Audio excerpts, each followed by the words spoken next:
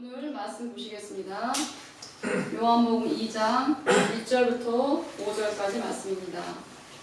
요한복음 2장 1절부터 5절까지 말씀입니다. 한 절씩 교독하시고 5절은 같이 읽으시겠습니다. 사흘째 되던 날 갈릴리 가나에 혼례가 있어 예수의 어머니도 거기 계시고 예수께서 제자들로 본래의 장을 받았더니 포도주가 떨어진지라. 예수의 어머니가 예수에게 이르되 저들에게 포도주가 없다 하니 예수께서 이르시되 여자여 나와 무슨 상관이 있나이까 내 때가 아직 이르지 아니하였나이까. 그의 어머니가 하인들에게 이르되 너희에게 무슨 말씀을 하시든지 그대로 하라 하니라. 아멘. 오늘은 김준환 목사님께서 그대로 하라라는 제목을 말씀 전하실 때 은혜 많이 받으시기 바랍니다. 오늘의 말씀 제목은 그대로 하라 5절 마지막 부분에 있던 말씀입니다. 미국 어느 시골 통나무집에 한 병약한 남자가 살고 있었습니다. 그런데 그 집 바로 앞에 큰 바위가 있어서 늘 집을 드나드는데 힘들었었죠. 그러던 어느 날 하나님이 꿈에 나타나셔서 이렇게 말씀하십니다. 사랑하는 아들아, 집 앞에 바위를 매일 밀어라. 그때부터 이 병약한 남자는 희망을 품고 매일매일 바위를 밀기 시작합니다. 그리고 8개월이 지났을 때 그 남자는 점점 자신의 꿈에 회의가 생기기 시작했어요. 왜냐하면 아무리 생각해도 바위의 위치가 하나도 옮겨지지 않은 것 같았기 때문이죠. 그래서 바위의 위치를 자세히 재봤더니 역시나 바위가 1인치도 옮겨지지 않은 것을 알게 됐어요. 그러니까 얼마나 억울한 마음에 들든지 현관에 앉아서 지난 8개월 동안 죽어라 밀었던 헛수고가 원통하고 억울해서 엉엉 울고 있었습니다. 그때 바로 하나님이 찾아오셔서 옆에 앉으시면서 물으십니다. 사랑하는 아들아, 왜 그렇게 슬퍼하니? 병약한 남자가 대답합니다. 다 하나님 때문입니다. 하나님 말대로 지난 8개월 동안 희망을 품고 바위를 밀었는데 바위가 하나도 옮겨지지 않았습니다. 그때 하나님께서 말씀하십니다. 나는 너에게 바위를 옮기라고 말한 적이 없단다. 그냥 바위를 밀라고 했을 뿐이야. 이제 거울로 가서 내 모습을 보렴. 거울 앞에 선 남자는 변화된 자신의 모습에 깜짝 놀랍니다. 거울에 비춰진 자신의 모습이 병약한 남자가 아니라 건강한 근육질의 남자가 되어 있었기 때문입니다. 그리고 가만히 생각해 보니까 맞아, 지난 8개월 동안 밤마다 하던 기침이 없어졌구나. 그리고 매일 기분이 상쾌했었고 잠도 잘 잤었지. 하나님의 계획은 바위의 위치로 옮기는 것이 아니라 그를 변화시키는 것이었습니다. 그 남자에게 일어난 변화는 바위를 옮겼기 때문이 아니라 바위를 밀었기 때문에 생긴 것이었습니다. 이 예화는 실제 있었던 이야기든지 아니든지 간에 그게 중요한 게 아니라 우리가 신앙생활하는 데 있어서 평소에 우리가 어떤 마음 자세로 어떻게 순종하고 있느냐, 우리가 해야 할 순종의 자세, 우리가 응답받기 어려운 이유, 우리의 생각과 하나님의 생각의 차이 등등 여러 가지 교훈을 주고 있습니다.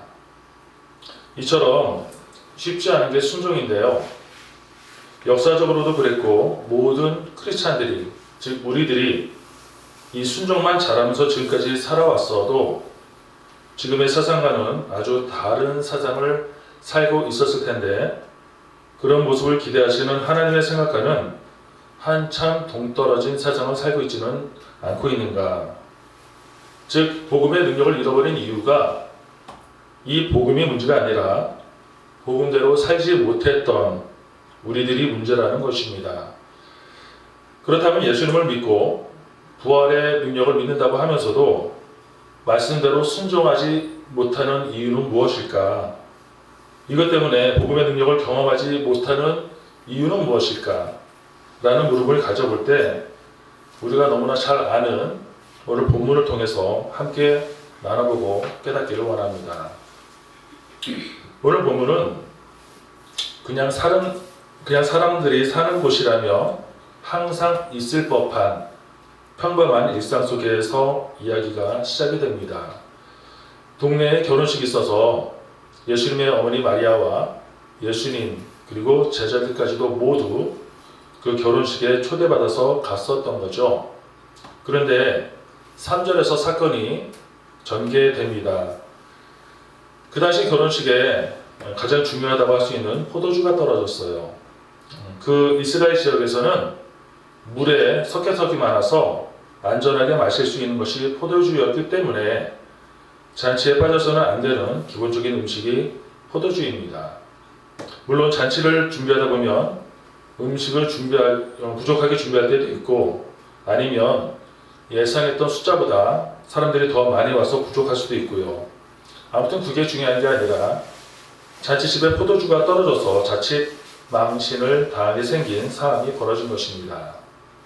그래서 예수님의 어머니 마리아 아줌마가 예수님에게 도움을 청합니다.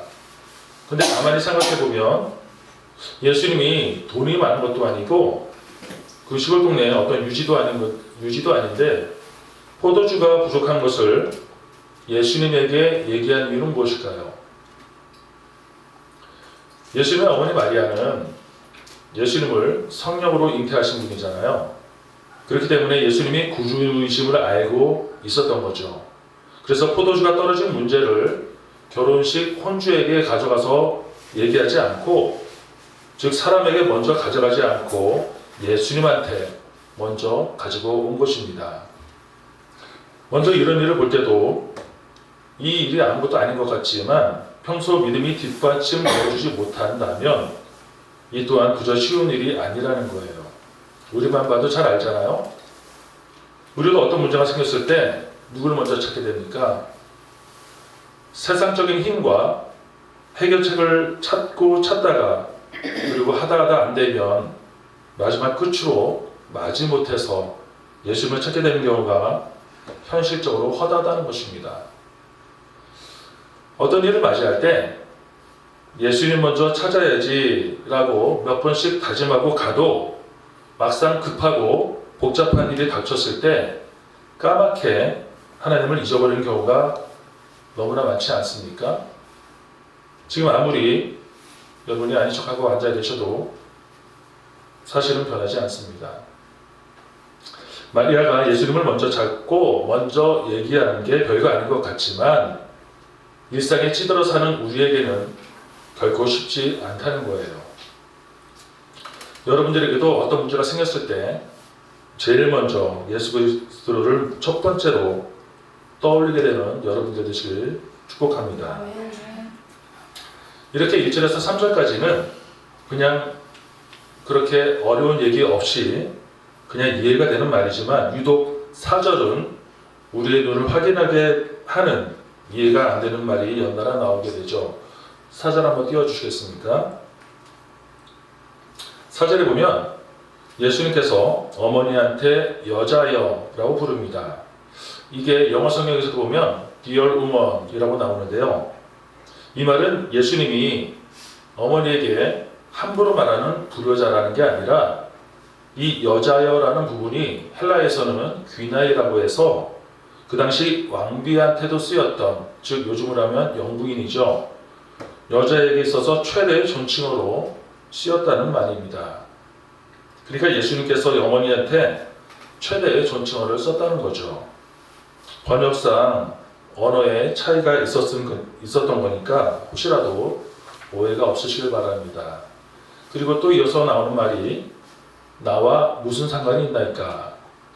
이걸 전라도식으로 하면 뭐라고 할까요? 나랑 뭔 상관인데 어찌라고, 이렇게 할 수 있을 것 같아요.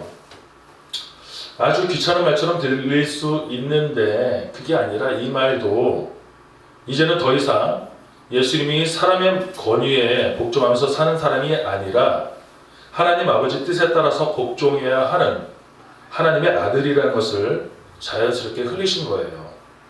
그럼에도 불구하고 바로 마리아의 말을 들어주시는데 이건 청혼에 대한 수락인 거지 명령의 복종은 아니라는 것을 짚고 넘어갈 필요가 있습니다.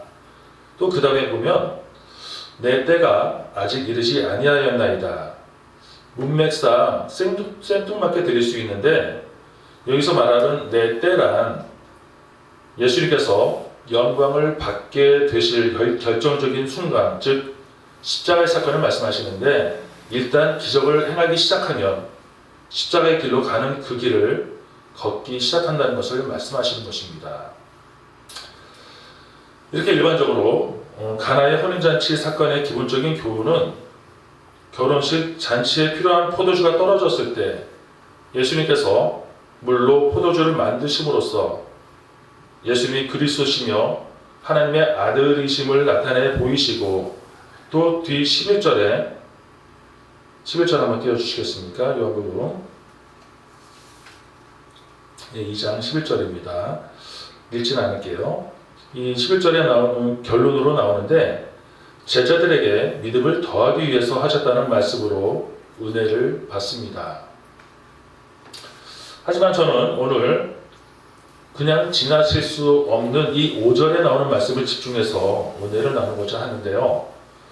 자, 4절에서 앞에 말씀드렸듯이 예수님께서 어머니의 부탁을 듣고 다소 어려운 말씀을 하시고 나서 분명히 예수님께서 알겠습니다 라고 하지 않으셨는데 마치 어머니 제가 알아서 처리하겠습니다 라고 들은 것처럼 마리아가 행동을 하는 거예요. 바로 5절에서 마리아가 난데없이 하인들에게 지시를 합니다. 5절 띄워주시겠습니까? 그리고 마리아가 하인들에게 지시했던 그 내용, 이 말이 바로 믿음의 고백, 아마 최고의 믿음의 고백처럼 들리지 않습니까? 자, 따라서 하겠습니다. 너희에게 무슨 말씀을 하시든지 그대로 하라. 다시 한번 하겠습니다. 너희에게 무슨 말씀을 하시든지 그대로 하라. 아멘.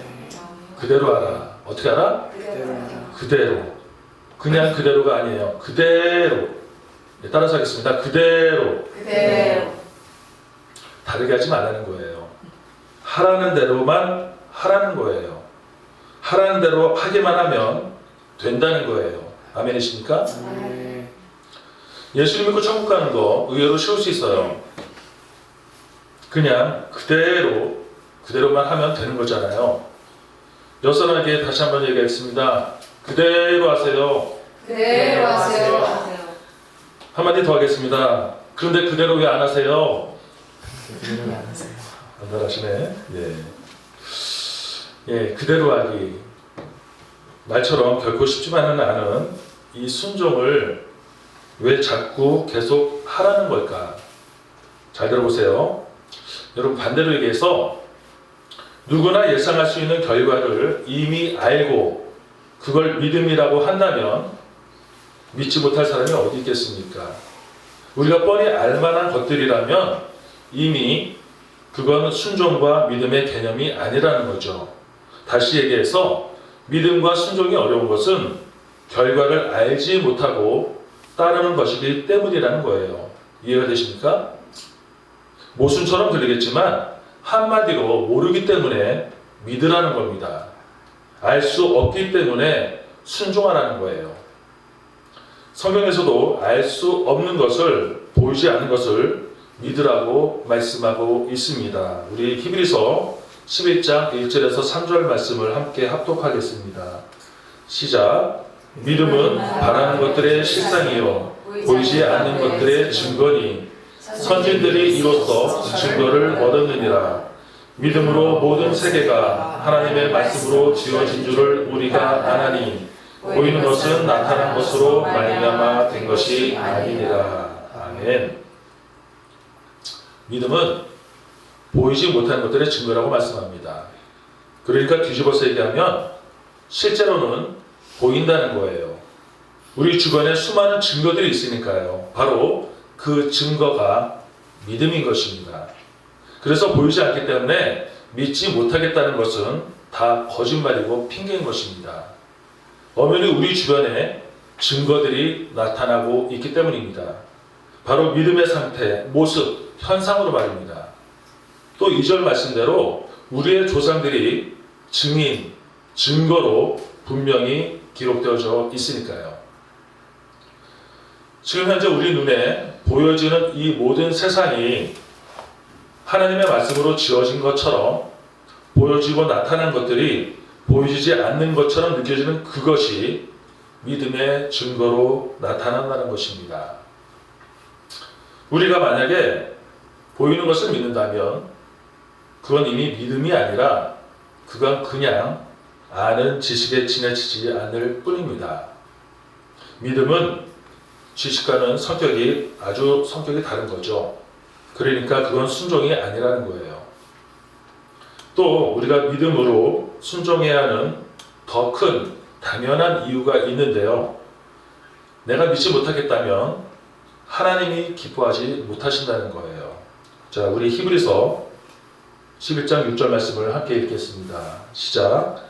믿음이 없이는 하나님을 기쁘시게 하지 못하나니 하나님께 나아가는 자는 반드시 그가 계신 것과 또한 자기를 믿는 자들에게 상 주시는 이심을 믿어야 할지니라.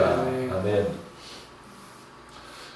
내가 믿고 싶어서 믿고 믿어져서 믿고 또 믿고 싶지 않기 때문에 안 믿을 거야. 이런 게 안 통한다는 거예요. 내 의지로 생각하고 결정할 문제가 아니라는 것입니다. 오늘 본문 말씀, 물을 포도주로 만드는 사건을 통해서 소득이 있다면 아까 말씀드렸듯이 11절 말씀에 나오는 것처럼 예수님께서 처음 행하신 이 표적을 통해서 제자들이 예수님을 믿게 된 사실도 중요하지만 5절에 그대로 하라, 이 말대로 그대로 했던 하인들이 더 귀한 것을 얻은 것은 아닌가 하는 것입니다.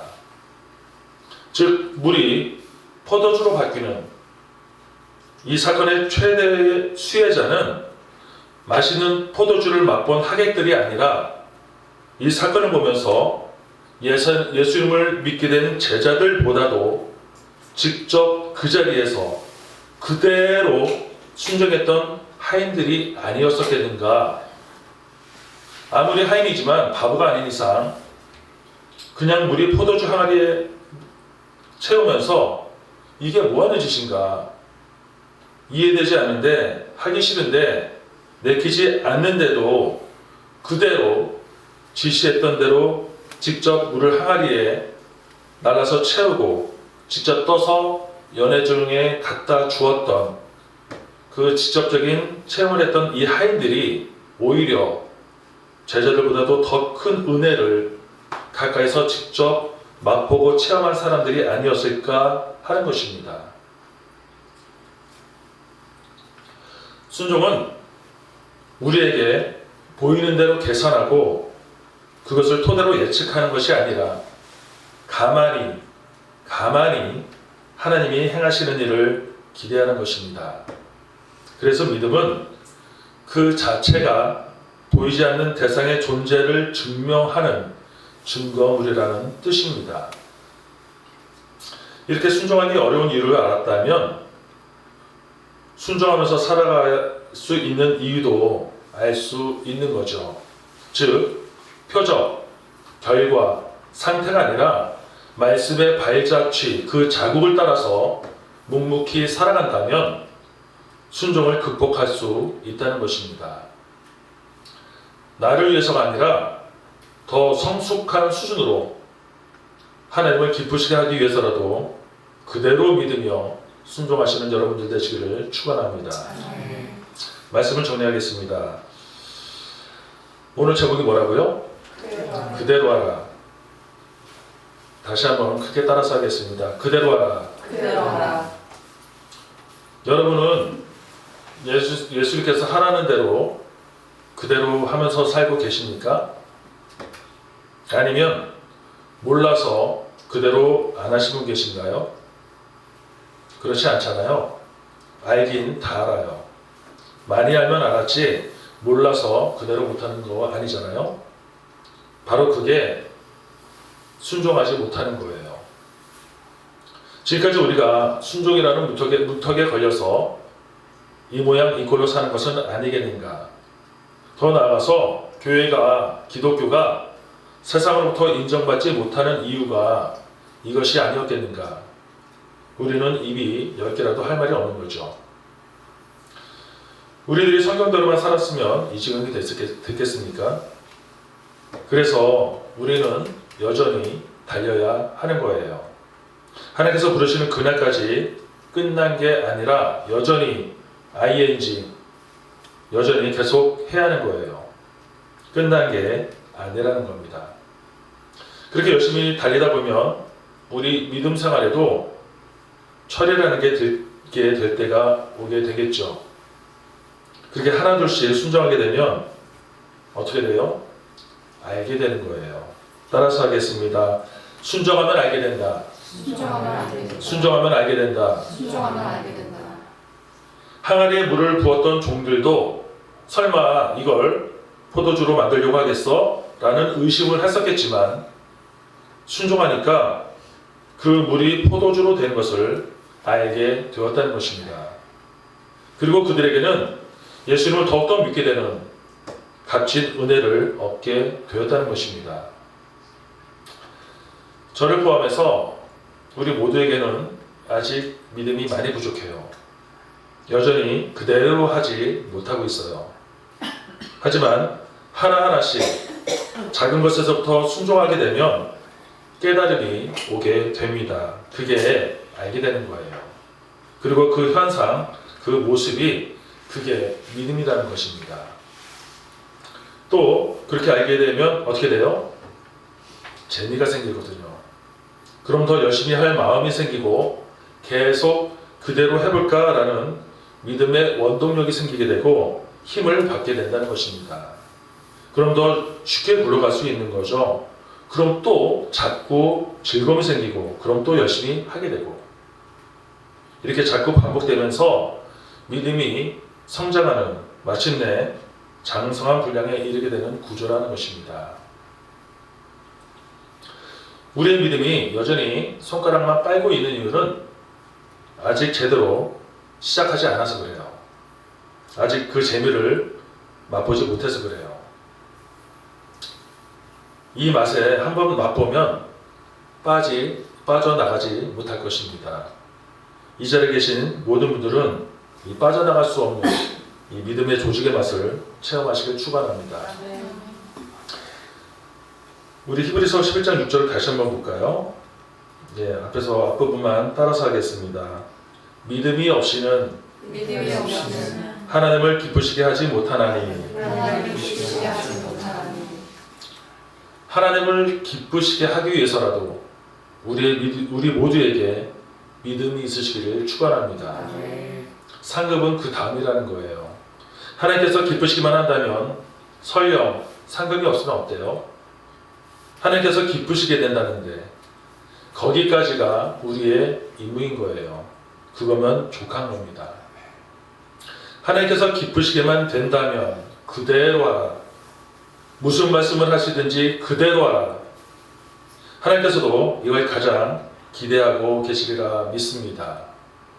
이 자리에 계신 여러분 모두 한 사람도 빼놓지 않고 하나님을 기쁘시게 하기 위해서라도 이런 한 단계 수준 높은 사명감을 가지고 말씀 그대로 순종하시는 2023년 새해가 되시기를 주님의 이름으로 축원합니다. 기도하겠습니다. 좋으신 주님, 다른 것에 휘둘리지 아니하고 오직 주님의 말씀에만 집중하고 싶습니다. 우리를 방해하는 모든 어두운 세력들은 예수 그리스도의 이름으로 물리치게 하여 주시고 오직 날마다 하나님의 뜻대로 하나님의 영광을 위해서 그대로 순종할 수 있는 저희 모두가 될 수 있도록 인도하여 주시옵소서. 예수님의 이름으로 기도합니다. 아멘.